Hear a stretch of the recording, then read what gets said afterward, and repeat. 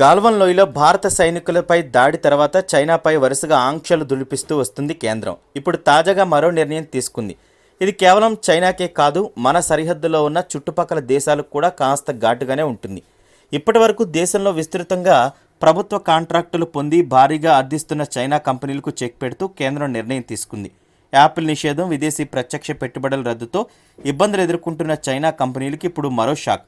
చైనాతో సరిహద్దు వివాదం తర్వాత దేశవ్యాప్తంగా ప్రజల్లో పెళ్లిబిగుతున్న ఆగ్రవేశాలకు ప్రత్యేకంగా చాలా నిర్ణయాలు తీసుకుంది కేంద్రం. ఈ పరంపర కొనసాగుతూ ఉంది. విదేశీ ప్రత్యక్ష పెట్టుబడుల రద్దుతో చైనా కంపెనీలపై భారీగా దెబ్బకొట్టిన కేంద్రం ఈసారి వారిని భారత ప్రభుత్వ కాంట్రాక్టుల నుండి కూడా తప్పిస్తూ మరో కీలక నిర్ణయం తీసుకుంది.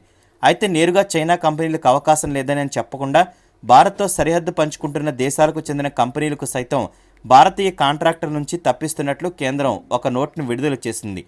ఇందులో దేశ భద్రతను దృష్టిలో ఉంచుకుని ఈ నిర్ణయం తీసుకున్నట్లు కేంద్రం ప్రకటించింది.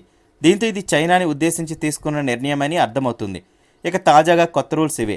కేంద్రం తాజా నిర్ణయం ప్రకారం భారత్తో సరిహద్దు పంచుకుంటున్న దేశాలకు చెందిన కంపెనీలకు భారత ప్రభుత్వ కాంట్రాక్టులు భాగస్వాములు అయ్యేందుకు ఎలాంటి అవకాశాలు ఉండవు.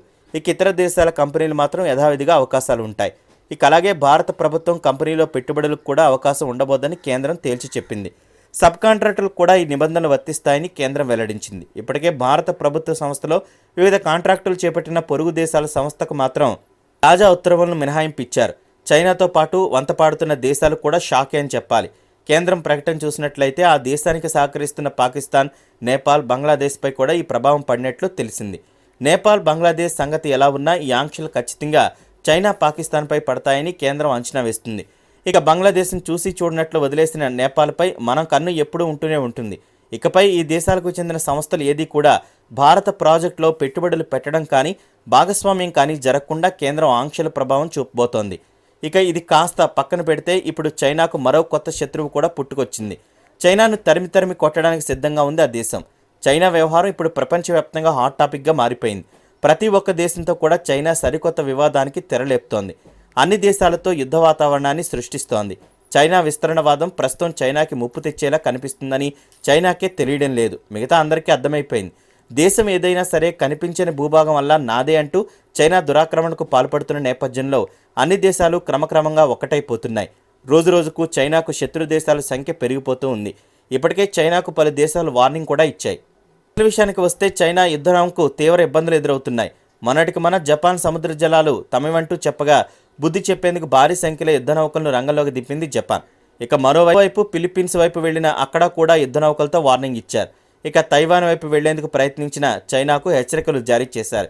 ఇక రీసెంట్గా భారత్లో కూడా చొరబడుతూ ఉండగా చైనాకు సంబంధించిన యుద్ధ నౌకను తరిమి కొట్టింది మన ఇండియా.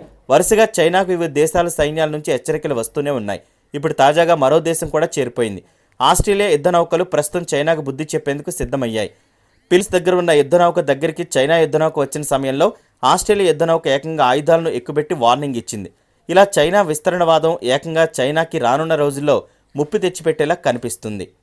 కూడా జిన్పింగ్ మహిమే అని ప్రత్యేకంగా చెప్పనక్కర్లేదు. ప్రపంచంలోని పెద్ద దేశాలు అన్నీ ఒకటవుతున్న తరుణంలో చైనా మాత్రం విస్తరణవాదంతో ఒంటరి పోరాటం చేస్తుంది.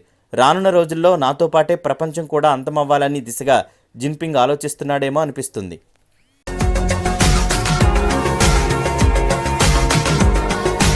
మరిన్ని అప్డేట్స్ కోసం మా ఛానల్ ని సబ్స్క్రైబ్ చేయండి.